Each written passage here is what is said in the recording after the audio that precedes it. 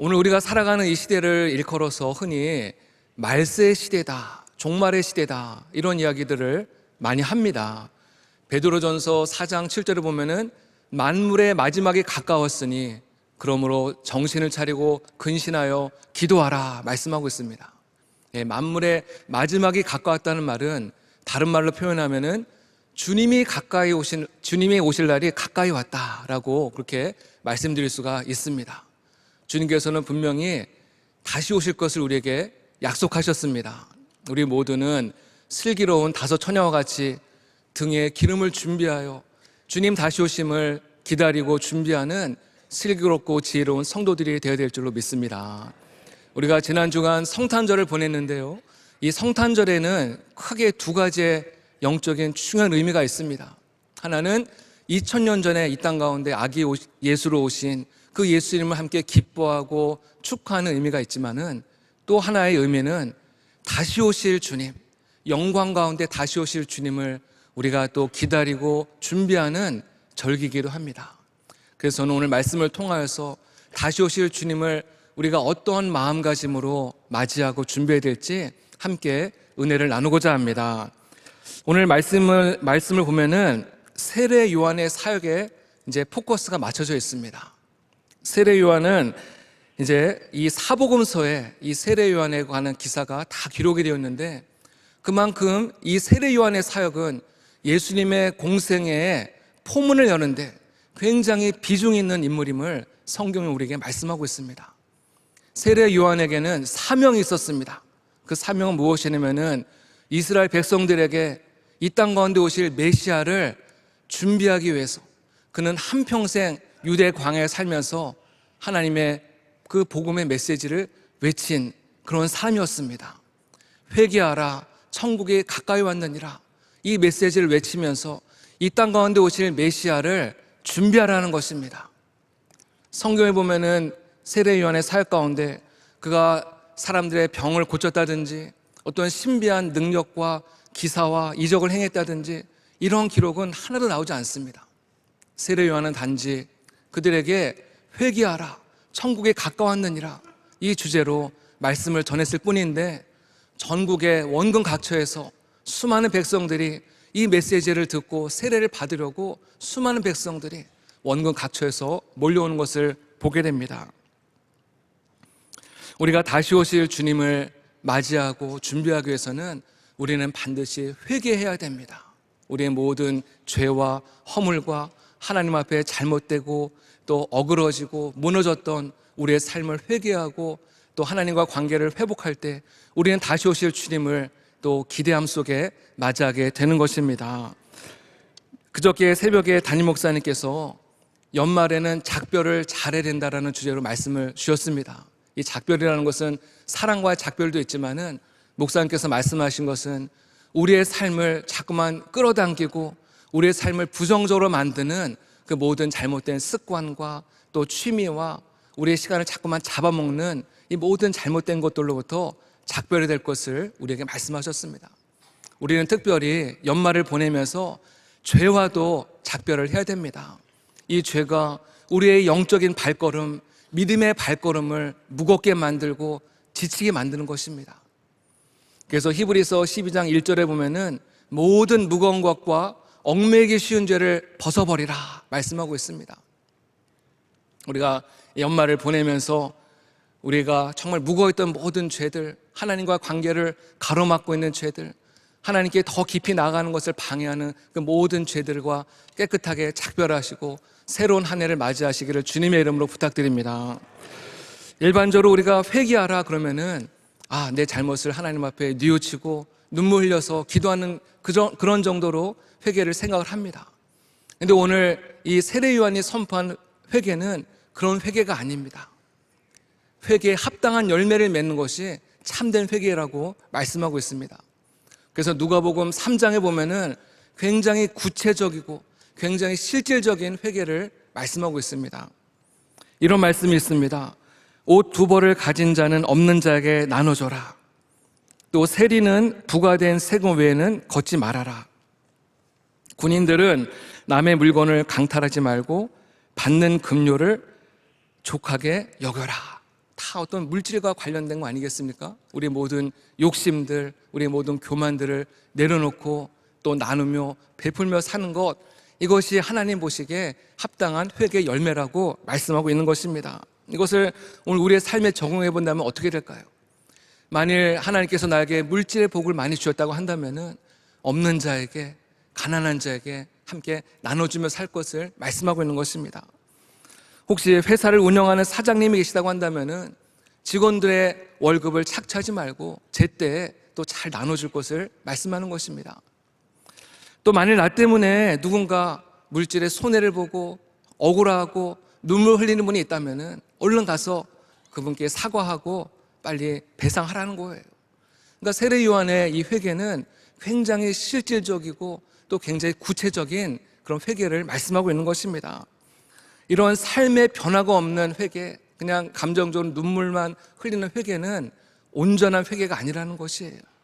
우리의 삶에 참된 변화와 우리의 삶에 이런 많은 변화가 있을 때 그것이 하나님이 기뻐하시는 회개고, 이것이 주님을 다시 오실 주님을 맞이하는 우리 성도들의 삶의 자세인 줄로 믿습니다. 오늘 요한은 회개하라 외치면서 천국이 가까이 왔다 말씀하고 있습니다. 여기서 가까이 왔다라는 이 말의 의미는 두 가지 의미를 담고 있는데, 하나는 공간적으로 물리적으로 가까이 왔다는 거예요. 교구장들은 이제 가끔 장례 때문에 먼 지방을 다녀오는 경우가 있습니다. 멀리 지방에 가서 이제 장례를 마치고 이제 다시금 서울을 향해서 이제 운전을 하고 오는데, 이제 강동구만 들어서면은 이제 안도의 한숨이 나와요. 이제는 교회 가까이 왔구나, 집에 가까이 왔구나 하면서 이제 안도의 한숨을 내쉽니다. 이와 같이 천국이 가까이 왔다 이 말씀은 손에 뻗으면은 닿을 정도로 천국이 매우 가까이 왔다는 것을 말씀하고 있는 것이에요. 또 그런가 하면은 가까이 왔다라는 말의 의미는 시간적으로 굉장히 가까이 왔다는 것입니다. 제가 어릴 적에는 영화를 새로 개봉하면은 그 영화에 대한 기대감을 높이기 위해서 광고를 하면서 마지막에 이런 문구가 쓰입니다. 개봉 박두. 영화가 곧 시작되니까는 좀 기대하고 많이 보러 오라는 거예요. 요즘은 영어로 쓰더라고요. Coming soon. 이 영화가 곧 시작되니까는 그럼 막 기대감을 막 높이지 않습니까? 하나님의 나라, 천국이 굉장히 임박했다는 거예요. 굉장히 가까웠으니까는 회개하고 그 천국을 맞이할 준비를 하라. 세례 요한이 그것을 지금 우리에게 촉구하고 있는 것입니다. 그 사도행전 2장과 사도행전 4장에 보면은 이 많은 초대교회 성도들이 은혜를 받고 그들이 성전에 모이기를 힘쓰고 교제하고 떡을 떼고 또 은혜를 나누는 그런 장면이 나오는데, 근데 이 초대교회 성도들 가운데서 굉장히 참 이렇게 특이한 그런 현상이 나타나는 것을 보게 됩니다. 그들 가운데 보면요, 그들이 자신의 물건을 서로 통용했다 말씀하고 있어요. 함께 나눴었다는 거예요. 한번 생각해 보시기 바랍니다. 여러분들이 다 이제 자동차가 있으신데, 야, 너 자동차를 나랑 좀 같이 나눠 쓰자 이렇게 한다면요, 정말 그 자동차를 함께 선뜻 내어줄 사람이 과연 몇 명이나 있겠습니까? 정말 쉽지 않은 일이거든요. 근데 초대교회 성도들이 자신들의 물건을 서로 다 통용했다는 것이에요. 또 그런가 하면은 자신들의 모든 재산을 다 팔아서 가난한 자들에게 다 나눠줬다. 그래서 초대교회 성도들 가운데는 가난한 자가 한 사람도 없었다. 성경에 그렇게 기록하고 있습니다. 정말 이해하기 힘든 현상이 아닐 수가 없습니다. 왜 초대교회 성도들이 그렇게 은혜 받고 말씀을 나누고 떡을 떼고 여기까지는 좋은데 어떻게 이렇게 자신들의 물건을 통용하고 재산을 팔아서 가난한 자들에게 나눠주고, 정말 무엇이 그들로 하여금 이런 좀 특별한 행동을 하게 한 것일까? 여기 굉장히 두 가지의 중요한 요인이 있는데, 첫 번째는 이들이 오순절 성령 강림 사건 가운데서 성령을 받고 은혜를 받고 회개하면서 그들의 마음에 있는 모든 욕심과 세상에 대한 애착이 사라지고 그들에게 정말 사랑의 마음, 긍휼의 마음이 가득 넘쳐나서 정말 가난한 자들, 어려운 자들을 돕는 그런 마음이 일어났기 때문에 이런 일들이 일어난 것입니다. 또 두 번째 더 중요한 요인이 있는데, 그것은 무엇이냐면요, 이 초대교회 성도들의 마음 가운데는 어떤 마음이 굉장히 가득했냐면은, 주님께서 그들이 살아있는 동안에 주님께서 곧 오신다고 하는 그 마음이 굉장히, 기대감이 굉장히 가득했다는 것입니다. 이것을 신학적인 용어로 임박한 종말론, 영어로는 imminent eschatology라고 하는데요. 그들에게는 주님이 곧 오신다, 우리가 살아있는 동안에 주님이 오신다고 하는 그 마음이, 그 기대감이 굉장히 가득 찼기 때문에 그들은 오늘 우리가 볼 때는 정말 이해할 수 없는 정말 그런 특이한 행동을 통해서 주님의 오심을 준비하는 그런 모습을 보게 됩니다. 이제 주님께서 곧 오시게 될 텐데 이 땅의 모든 부귀영화와 이 모든 재물이 무슨 소용이 있겠습니까? 그들은 모든 삶의 목적을 천국에 두고 다시 오실 주님을 맞이하는 일에 그들은 모든 목적을 두고 생활했기 때문에 그들은 자신의 재산을 다 나눠주고 또 그들은 가난한 자를 구제하는 일에 힘썼던 것입니다. 특별히 그들은 로마 시대에 많은 기독교에 대한 박해가 있을 때에도 다시 오실 주님을 기다리면서 이제 곧 주님은 오시니까 정말 그 기대감 때문에 그 믿음으로 인해서 그 모든 어려움들을 참고 인내하고 견디면서 끝까지 믿음을 지켜낸 줄로 믿습니다. 그래서 그 초대교회 성도들이 모일 때마다 함께 인사하고 함께 기도했던 기도문이 있는데 바로 마라나타라고 하는 기도문입니다. 마라나타, 아마 많이 들어보셨을 것입니다. 마라나타, 주님이 곧 오신다, 주님이 곧 오신다. 아멘. 주 예수여 어서 오시옵소서. 주님, 우리가 지금 이렇게 힘들고 고난 가운데 억울하게 살아가고 있습니다. 주님 빨리 오셔서 우리를 구원해 주시고 우리를 정말 그 영원한 천국으로 인도해 주십시오. 이 기도문을 늘 드리면서 주님이 오심을 기다리고 주님을 맞이할 준비를 하게 된 것이죠. 여러분, 이 세례 요한은 분명히 회개하라, 천국이 가까이 왔다라고 말씀하고 있는데 여러분, 근데 천국이 이 땅 가운데 왔습니까? 안 왔습니까? 좀 헷갈리는 질문인데요. 천국이 왔습니까? 안 왔습니까? 우리가 볼 때는 아직 천국이 안 왔잖아요. 천국 아직 안 왔잖아요. 그 초대교회 성도들이 300년 동안 로마의 박해를 피해서 그 어두운 지하 땅굴 카타콤에서 지내는 동안에 천국이 왔습니까? 안 왔습니까? 안 왔죠. 그러면 세례 요한이 잘못 말씀을 선포한 걸까요? 희망 고문을 한 걸까요? 그게 아닙니다. 세례 요한이 말한 그 천국은 바로 예수님을 의미한 것인 줄로 믿습니다. 예수님이 바로 천국이라는 거예요. 예수님을 우리의 마음속에 모실 때 우리의 마음에 하나님의 나라가 이루어지고 천국이 이루어지는 줄로 믿습니다. 우리가 방금 찬송한 대로 높은 산이 거친들이 초막이나 궁궐이라 내 주 예수 모신 곳이 그 어디나 하늘나라. 할렐루야 찬양하세. 내 모든 죄 사함받고 주 예수와 동행하니 그 어디나 하늘나라. 예수님을 모신 바로 그 마음에 하나님의 나라가 임하는 줄로 믿습니다. 우리가 이 땅 가운데 살아가면서 많은 어려움이 있고 슬픔이 있고 고난이 있고 억울한 일이 있지만은 정말 주님께서 내 삶의 주인이 되시기에 내 마음에 천국이 임했기 때문에 우리는 할렐루야 주님을 찬송하면서 내가 갈 길 멀고 험해도 나 주님만 따라가니 우리가 주님의 길을 따라가는 줄로 믿습니다. 제가 예전에 우리 교구 목사님들 몇 분과 함께 우리 교인이 운영하는 식당을 한번 간 적이 있었는데요. 그 식당을 운영하는 이제 여자 집사님이 너무 막 반가워하면서 우리 목사님들 이렇게 식사 마친 다음에 자신의 이야기를 막 이제 하더라고요. 그 얘기를 들어보니까는 이 여자 집사님은 남편분은 알코올 중독이라 가지고 일을 거의 안 하고 있고 이 여자 집사님 혼자서 밤늦게까지 식당을 홀로 막 운영하면서 이렇게 고생을 하고 있더라고요. 그 고생하는 모습을 이제 한 친구가 옆에서 지켜보더니 그 집사님한테 이렇게 물어보더래요. 예, 너 왜 근데 이혼 안 하고 있니? 너 혹시 종교 때문에 그러는 거니? 너 교회 다니는 것 때문에 그러는 거니? 그렇게 묻더라는 거예요. 그러니까 집사님이 대답을 했대요.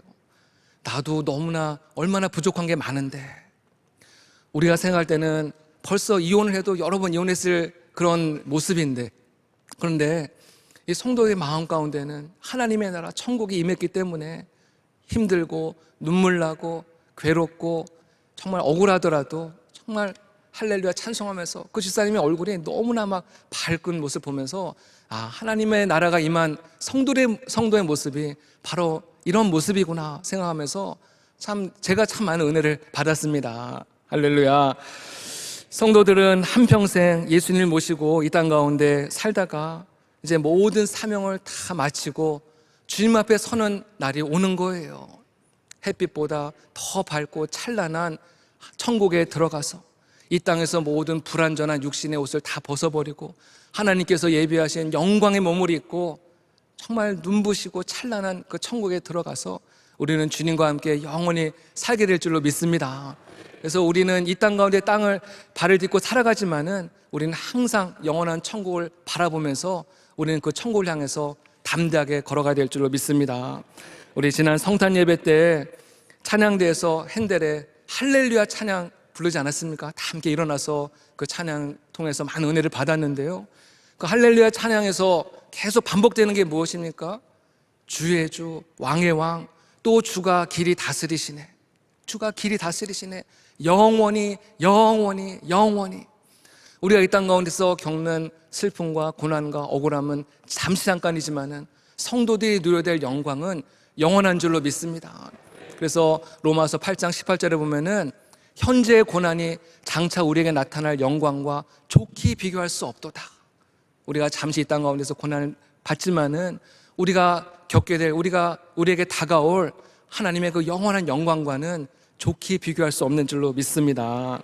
그래서 히브리서 12장 2절에 보면은 예수님은 그 앞에 있는 즐거움을 위하여 십자가를 참으사 모든 부끄러움을 참으사 또 그 모든 십자가의 어려움과 부끄러움과 고난을 참으셨지 않습니까? 그래서 하나님의 보좌의 우편에 앉으셨다. 그 앞에 즐거움은 무엇이겠습니까?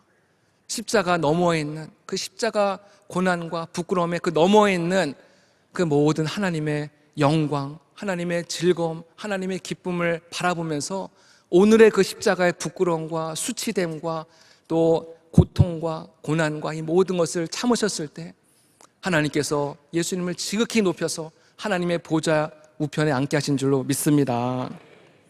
우리가 인생을 살다 보면은 어렵고 힘든 일이 왜 없겠습니까? 모든 것이 내 뜻대로 내 마음대로 잘 안 되고 정말 괴롭고 억울하고 눈물 날 일들이 왜 없겠습니까? 어떨 때는 정말 죽고 싶을 정도로 너무나도 괴롭고 힘든 순간이 우리의 마음 가운데 엄습할 때도 많이 있죠. 그때마다 우리는 우리의 모든 시선을 정말 그 영원한 천국을 바라보면서 이 모든 어려움들을 이겨내고 믿음으로 담대하게 걸어가야 될 줄을 믿습니다. 무엇보다도 우리는 이 좋은 천국을 또 모르는 많은 이웃들에게 전해야 되죠. 우리가 지금 러빙 축제를 진행하는 가운데 있지 않습니까? 그 제가 몇 년 전에 그때도 이제 러빙 축제가 있었는데 그때 이제 교구에서 교구 부장님들이 이제 어떤 이제 이 프로젝트를 했냐면은 우리 교구에서 오랫동안 나오지 않아서 유고 정리된 많은 성도들이 있었는데 그분들의 리스트를 이제 받아가지고 그분들이 한 번씩 다 전화를 이제 하기 시작을 했습니다. 전화를 다 돌렸어요. 근데 많은 반응들이 왜 전화했냐? 나 교회 떠났는데 왜 전화했냐? 굉장히 막 부정적으로 반응을 했는데 그 가운데서 한 성도가 딱 걸렸어요. 이 성도는 그 가정에 굉장히 많은 말할 수 없는 어려움과 또 큰 일을 겪으셨고 이분도 또 암 수술을 받고 굉장히 마음이 곤고하고 또 공허하고 굉장히 지쳐있는 상태에 있었는데 마침 교구의 권사님한테 걸려온 그 전화를 받고서는 굉장히 마음에 큰 위로를 받고 내가 다시 교회 나가겠습니다. 그렇게 얘기를 했다는 거예요. 그래서 너무나도 많은 분들이 큰 위로를 받고 너무 함께 기뻐하는 일이 있었습니다. 우리가 지금 이 순간에도 누군가 자신에게 이 천국의 복음을 전해줄 사람을 지금도 누군가는 굉장히 기다리고 찾고 있어요. 아마 이 러빙 축제를 우리가 지금 준비하면서 내가 누구에게 전도하지? 아마 고민하는 분들이 많이 계실 텐데요. 한번 이런 분들에게 한번 전화를 해보면 어떨까 하는 생각을 가졌습니다. 교회를 떠난 분들, 함께 같이 믿음 생활하다가 여러 가지 일로 인해서 시험으로 인해서 여러 가지 사정으로 인해서 교회를 떠난 분들에게 다시 한번 전화를 돌려보면 어떨까? 그분들이 다른 교회를 잘 다니고 있다면 다행이지만은 혹시라도 교회를 정하지 못하고 여러 가지 또 겉돌고 있는 분들이 있다면은 다시 우리 교회를 초청을 해서 그분들이 다시 우리 교회 나올 수 있도록 또 우리가 복음을 전한다면요, 그것이 얼마나 큰 기쁨이고 하나님께서 얼마나 기뻐하실 건가 한번 생각을 가져봤습니다. 그래서 이 러빙 축제를 통해서 우리 모두에게 정말 구원의 그 감격과 은혜가 넘쳐나는 그런 행사가 되기를 간절히 소망합니다. 이제 말씀을 마무리하고자 합니다.